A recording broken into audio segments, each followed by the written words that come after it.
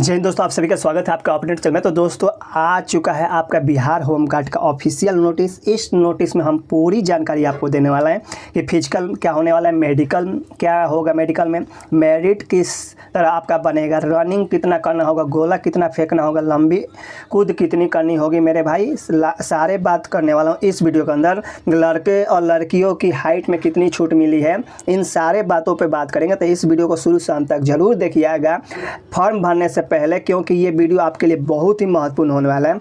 आप देख सकते हैं दोस्तों, यहाँ पे ऑफिशियल नोटिस आ चुका है कि बिहार के विभिन्न जिलों में स्वयं गृह रक्षकों का स्वच्छ नामांकन। आप देख सकते हैं ये पूरा जिला वाइज आपका दे दिया गया है कि आर्थिक रूप से कमज़ोर वर्ग में कितने सीट हैं, हर जिला वाइज दे दिया गया। अनुसूची में जाति में दिया गया, पिछड़ा वर्ग में दिया गया, अंतर्गत पिछड़ा में दिया गया, महिलाओं का कितना सीट है हर जिला में।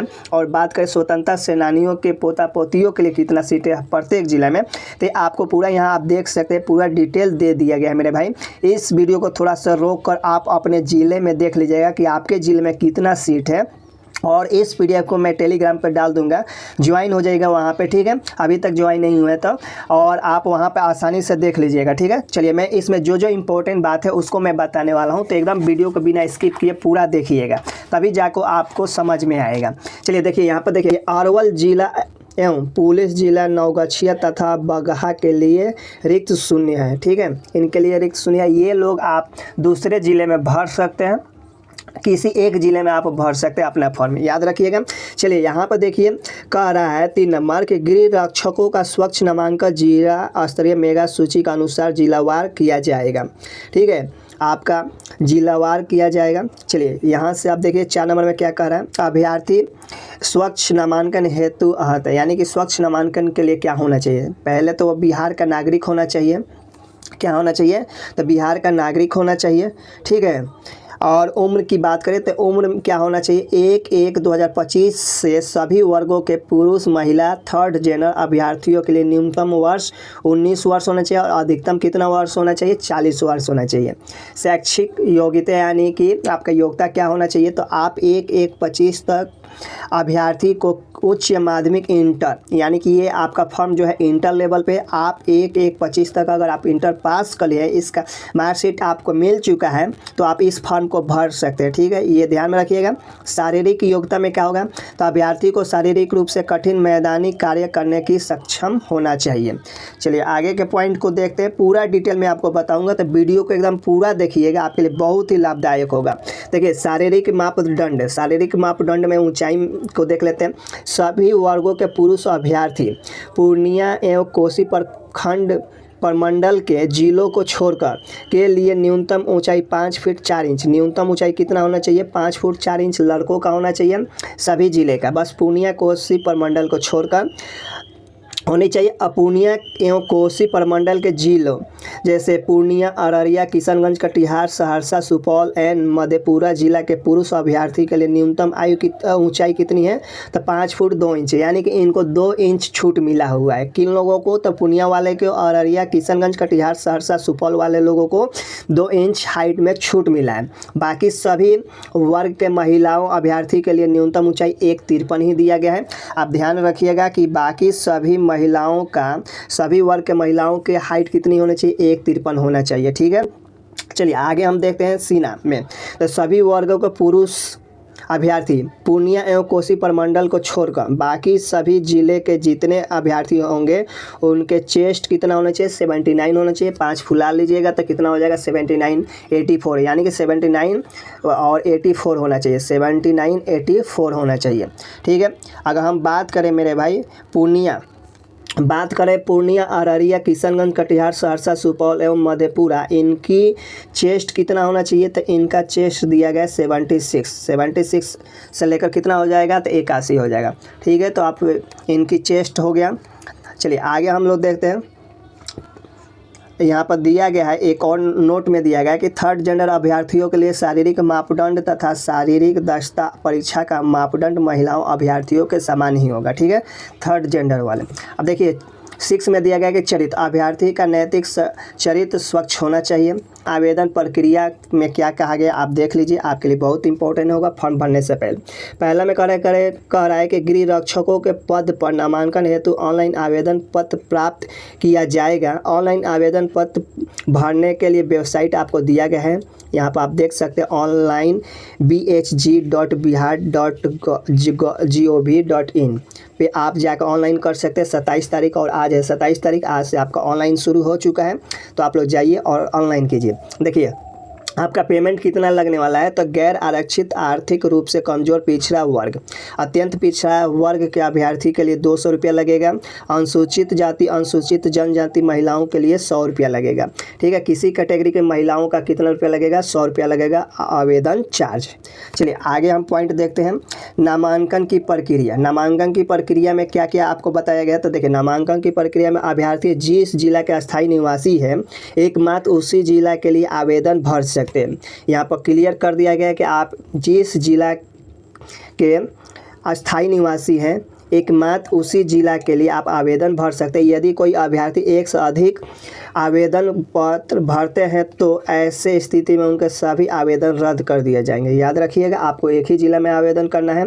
देखिए ख में कह रहा है कि अभ्यर्थियों को ऑनलाइन आवेदन पत्र में अस्थायी निवास पत्र यानी कि आपको डॉक्यूमेंट क्या क्या लगेगा ये बताया गया है। तो अस्थायी निवास प्रमाण पत्र चाहिए, जन्म से संबंधित मैट्रिक समक्ष प्रमाण पत्र चाहिए, इंटर अथवा समक्ष परीक्षा उत्तीर्ण प्रमाण पत्र चाहिए। ठीक है, और आपको अंक प्रमाण पत्र भी चाहिए। आरक्षण के दावे हेतु जाति प्रमाण पत्र चाहिए और ओबीसी वालों को नॉन क्रिमिनल चाहिए। आप यहाँ पर देखिए क्लियर कर दिया गया है। तो आप लोग के पास ये सारा डॉक्यूमेंट होना चाहिए, जाति प्रमाण पत्र भी मान्य होगा। ठीक है, तो ये बात है। और बात कर ले ग में कह रहे शारीरिक दक्षता परीक्षा की प्रक्रिया नियमानुसार आधुनिक तकनीकी से की जाएगी। चलिए अब हम देखते हैं शारीरिक योग्यता दक्षता में क्या होगा। तो देखिए शारीरिक योग्यता दक्षता परीक्षा जिला स्तर पर आयोजित की जाएगी जो 15 अंकों का होगा। आपका शारीरिक दक्षता परीक्षा जो होगा वह 15 अंकों का होगा। शारीरिक योग्यता दक्षता परीक्षा क्रमबद्ध होगी जिसमें अभ्यर्थियों के बायोमेट्रिक रजिस्ट्रेशन एवं सत्यापन के उपरांत सर्वप्रथम दौड़ होगी। सबसे पहले आपको दौड़ होगा, निर्धारित समय पूरा नहीं कर पाने पर अभ्यर्थी असफल घोषित कर दिया जाएगा। यानी कि आप दौड़ में समय में पूरा नहीं दौड़ पाते हैं तो आप असफल हो जाइएगा। ठीक है, ये बात आपको ये बताया गया है। उसके बाद आपको दौड़ में सफल अभ्यर्थियों के ऊंचाई एवं सीने की माप होगी। उसके बाद जिन अभ्यर्थियों को ऊंचाई एवं सीने के माप निर्धारित मापदंड से कम होगी उन्हें असफल घोषित कर दिया जाएगा। आगे के प्रतिस्पर्धा ऊंची कूद, लंबी कूद, गोला फेंक में भाग नहीं ले सकते। अगर आप हाइट और चेस्ट में फेल हो जाते हैं तो आगे की प्रक्रिया में आप भाग नहीं लेंगे। उसके बाद होगा ऊंची कूद, लंबी कूद, गोला फेंक, ये होगा। ठीक है, इसके लिए 5-5 अंक मिलेंगे प्रत्येक अभ्यर्थी को। ऊंची कूद, लंबी कूद, गोला फेंक तीनों में अधिकतम 3 मौका दिया जाएगा। आपको कितना मौका दिया जाएगा, तो 3 मौका दिया जाएगा। यदि कोई अभ्यर्थी शारीरिक परीक्षा की निर्धारित तिथि एवं समय पर उपस्थित नहीं होते हैं तो उन्हें दूसरी तिथि को मौका नहीं दिया जाएगा। ये भी ध्यान में रखना, आपको जो डेट आपको मिलेगा उस दिन आपको उपस्थित होना है, यानी कि आपको दूसरा मौका नहीं मिलेगा। अब चलिए मैं आपको दिखाता हूँ, ये आपके लिए बहुत इंपॉर्टेंट है। देखिए पुरुष एवं महिलाओं के लिए दौड़ कितना चाहिए, ऊंची कूद कितना चाहिए, गोला कितना फेंकना है। तो आप यहाँ पर देख सकते हैं पूरा क्लियर दिया गया है कि 4 फीट से कम अगर